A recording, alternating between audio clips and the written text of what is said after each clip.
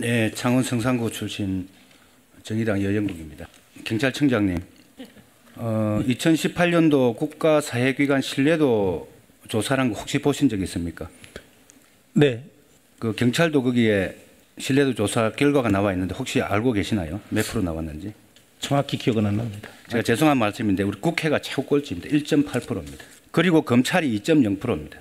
그리고 경찰이 2.7%입니다. 너무 낮죠, 생각보다. 네.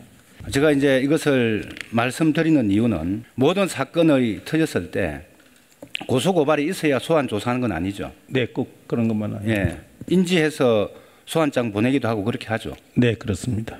국회는 고소고발이 된 거지 않습니까? 이번 사건, 패스트트랙 사건. 예. 그렇죠. 이게 사실상 언론에 생중계되다시피 해서 거의 현행범으로 체포를 좀 해야 되는데 좀 그러지 못한 것이 있고 또 고소고발이 들어갔음에도 소환장을 보내도 지금 그 경찰이 출석을 안 하고 있는 지금 이런 상황입니다. 이런 상황이니까 국회는 국회대로 신뢰가 떨어지고 이런 집행을 제대로 하지 못하는 경찰은 경찰대로 신뢰가 떨어지고 또 국민들이 만약 이런 행위를 했을 때 경찰 출석 요구에 불응했을 때 세 번 불응하면 어떻게 하죠? 통상 어떻게 합니까? 뭐 통상의 경우에는 이제 그 증거들이 확보되고 그걸 확인하면 통상의 경우는 이제 체포 안 나오면 체포영장을 신청을 해서 체포를 하게 됩니다. 그런데 왜 국회의원들은 봐주고 있는 거죠?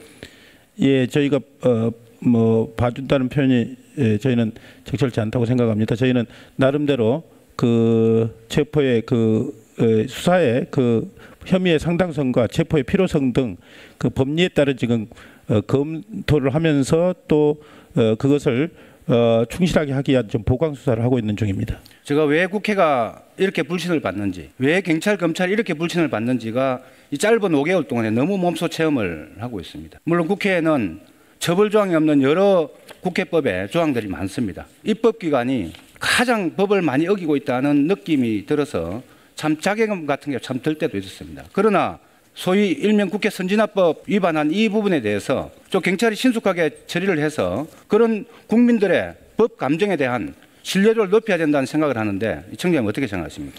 네, 저희도 지금 전담팀을 구성해서 방대한 양의 그 물적 증거 자료와 또 2천여 명에 넘는 다수의 출입자를 최선을 다해서 지금 증거를 하나하나 분석을 해서 지금 이제 그걸 다 정리한 수준입니다. 그걸 이제 여러 관계자들 행위자들을 출석을 해서 이제 하나하나 확인을 하는 그런 과정에 있는데요. 저희가 나름대로 최선을 다해서 그 수많은 인적 물적 증거 자료들을 분석을 했다는 점을 좀 이해해 주셨으면 합니다.